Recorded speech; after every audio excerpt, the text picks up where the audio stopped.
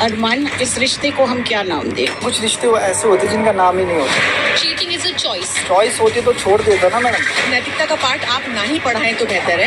रखा तो दोनों को ना।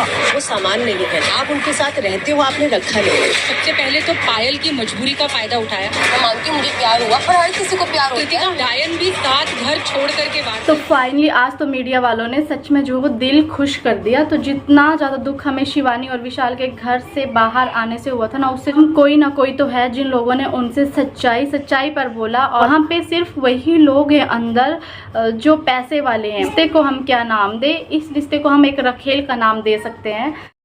तो सबसे पहले जितना दुख मुझे शिवानी और विशाल को घर से बाहर आने में हुआ, इतना दुख हुआ सच बताऊं कि कुछ करने का जो मन नहीं कर रहा है। बट आज जब मीडिया वालों का मैंने देखा तो बहुत ही खुशी हुई कि कोई ना कोई तो है कि उन लोगों को जब वो ऐसे क्वेश्चन किए गए, क्योंकि उन्होंने विशाल को जब उसने थप्पड़ मारा था उस घटिया इंसान ने, तब कहीं ना कहीं ऐसा लगता है ना कहीं गलत हो रहा और हम कुछ ना कर पाए तो हम अपने आप को बहुत मजबूर जैसा महसूस करते हैं। बट जब मीडिया वालों ने कल क्वेश्चन किए तो बहुत ही अच्छा लगा। तो इसमें सबसे पहले जो क्वेश्चन किया था, इस रिश्ते को हम क्या नाम दें, तो अरमान जी ने कहा था कि कुछ रिश्तों के जो है वो नाम नहीं होते। तो मैं यहाँ पे बता दूँ, रिश्तों के हर रिश्ते का जो है नाम होता है। लाइफ में जिससे शादी होती है हमारी, जो हमारी फर्स्ट शादी होती है ना, वो उस रिश्ते का नाम होता है वाइफ और पत्नी। तो उसकी वाइफ जो थी वो थी पायल। हालांकि पायल से पहले भी उसकी शादी हो गई थी, पायल को भी उसकी वाइफ नहीं बोल सकते क्योंकि उसकी सेकंड वाइफ थी। बट चलो उसके साथ जो वो उनका पर्सनल, पर चलो कोई ना, वो उनका पर्सनल मैटर है क्योंकि जो उसकी फर्स्ट वाइफ थी उसके साथ उसका डाइवोर्स हो गया था।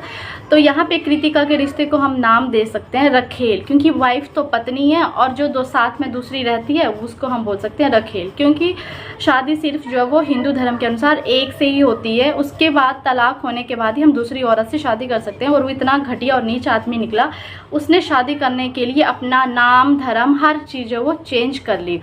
ठीक है, तो उसके बाद जो सेकंड क्वेश्चन था, डायन भी जो वो 7 घर छोड़ के वार करती है। ये भी बहुत ही अच्छा क्वेश्चन किया, क्योंकि एक डायन होती है ना, वो भी 7 घर छोड़ के वार करती है। बट इस कृतिका ने तो अपनी फ्रेंड के घर में ही अपने हस्बैंड को छीन लिया। तो यहाँ पे भी ये क्वेश्चन उठता है कि वो घटिया इंसान जहाँ विशाल के करैक्टर पे उंगली उठाता है, कि उसके माँ बाप की परवरिश पे उंगली उठाता है कि कैसा वो इंसान है, उसको कैसे संस्कार मिले हुए हैं। सबसे पहले तो उसको अपने आप को देखना चाहिए कि जब घर पे मेरी वाइफ थी उसके बावजूद भी मैंने अपनी वाइफ की फ्रेंड के साथ रिलेशन बनाए, उस पर गंदी नज़र डाली। इतना ही नहीं, 7 दिन में बिना किसी को बताए अपनी फर्स्ट वाइफ को इन्फॉर्म किए हुए उसने उससे जो है वो शादी कर ली। तो इससे बड़ा एग्जाम्पल कोई हो ही नहीं सकता कि वो कितना घटिया और उसके संस्कार कैसे हैं। तो एक जगह वो कृतिका कहती है कि लोगों का तो काम है कहना। तो देखो, लोगों से डरो, क्योंकि लोगों ने जहाँ से तुम्हें मिट्टी से ज़मीन से उठा के इतने ऊपर पहुँचाया ना, वो लोग, उन लोगों को टाइम नहीं लगेगा तुम लोगों को गिराने में। तो ठीक है, लोगों से डरो, क्योंकि आज तुम लोग जो भी है ना वो सब लोगों की वजह से ही हैं। तो शिवानी और विशाल को घर से बाहर निकाल दिया। तो इसके लिए जो था वो बहुत ज़्यादा दुख हो रहा था। ऐसे लग रहा था कि ऐसे कैसे हो सकता है, क्योंकि शिवानी को भी लोग भर भर के जो थे वो प्यार दे रहे थे, विशाल को भी लोग भर भर के प्यार दे रहे थे, और कृतिका उसमें ऐसा है क्या?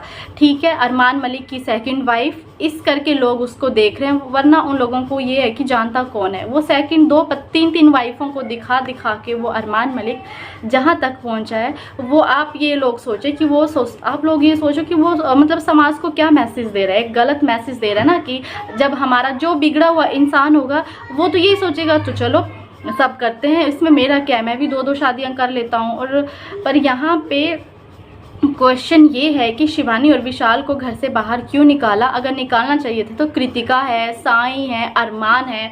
अरमान को रख के वो लोग क्या साबित करना चाहते हैं, या सोशल मतलब समाज में क्या गलत मैसेज देना चाहते हैं कि हम 2-2 3-3 शादियां एक रेप करने के बाद भी देखो हम कौन से बिग बॉस हाउस में जो है हम पहुंच गए हैं। कुछ लोग मेरे को गलत बोलेंगे, पर कोई ना, जो चीज़ सच है ना मैं वही बोल रही हूँ, मैं गलत यहाँ पे कुछ नहीं बोल रही हूँ, जो सच्चाई है। ठीक है, और ऊपर से साई, तो साई वहाँ पे बिग बॉस हाउस में कर क्या रहा है ये सोचो, कहीं वो दिखता है या किसी को एंटरटेन कर रहा है या कुछ कर रहा है। शिवानी की आप कोई भी क्लिप देखोगे ना, चाहे 2 मिनट की हो, चाहे शॉर्ट वीडियो, कुछ भी उसमें डाला होता है ना, तो आप कम से कम ज़्यादा नहीं 2 मिनट के लिए हंस लेते हो। क्योंकि वो बातें ही ऐसी करती है। कई लोग उसको गवार गवार गवार बोलते हैं। कई लोग जो बड़े पढ़े लिखे बड़े पढ़े लिखे होंगे ना, वही लोग बोलते होंगे। बट जो गांव से जो समझते हैं कि कैसे गांव में रहते हैं, कैसी क्या चीज़ें होती है, तो उनको ये सब चीज़ें वो माइंड नहीं करेंगे। और विशाल कटारिया और शिवानी, इन सब की फ्रेंडशिप कितनी अच्छी थी, कितना अच्छा इनका बॉन्ड दिखाया जा रहा था। इससे एक चीज़ लगती थी कि हमें देख के खुशी होती थी कि नहीं, दोस्ती भाई बहन का रिश्ता कितना प्यारा होता है। बट इन लोगों ने ना लास्ट में उसको भी तोड़ दिया, उसमें भी दरार डालने की कोशिश कर दी।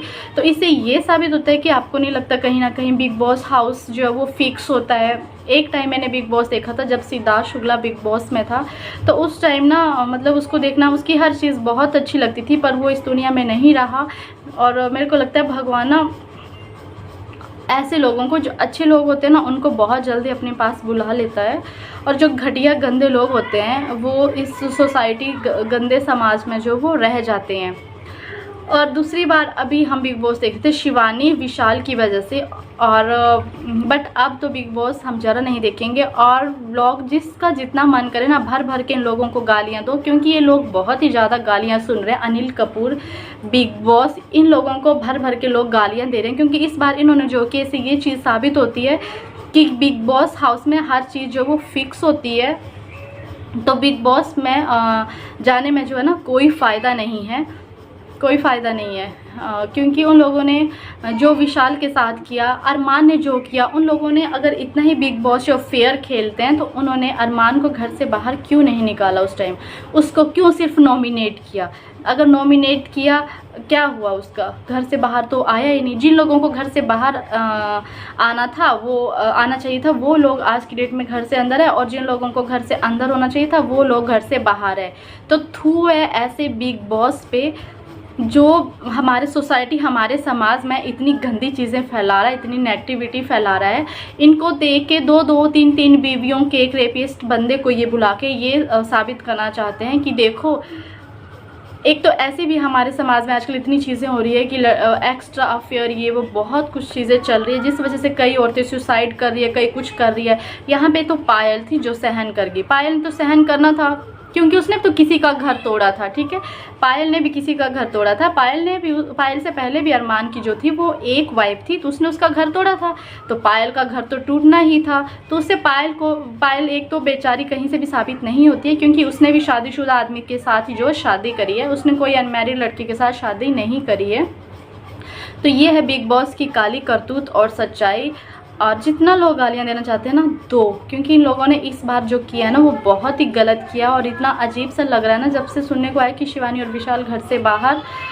तो आज के बाद हम बिग बॉस कहीं नहीं देखेंगे। और ख़ासकर बिग बॉस देखने के लिए हमें जियो सिनेमा, मतलब जो ऐप है, हमने डाउनलोड करी थी टीवी में, आज के बाद वो ऐप भी जो वो डिलीट होगी। और आज के बाद इन फ्यूचर कभी भी हम बिग बॉस नहीं देखेंगे। अगर वीडियो अच्छी लगे तो प्लीज़ शेयर करिए। Thank you.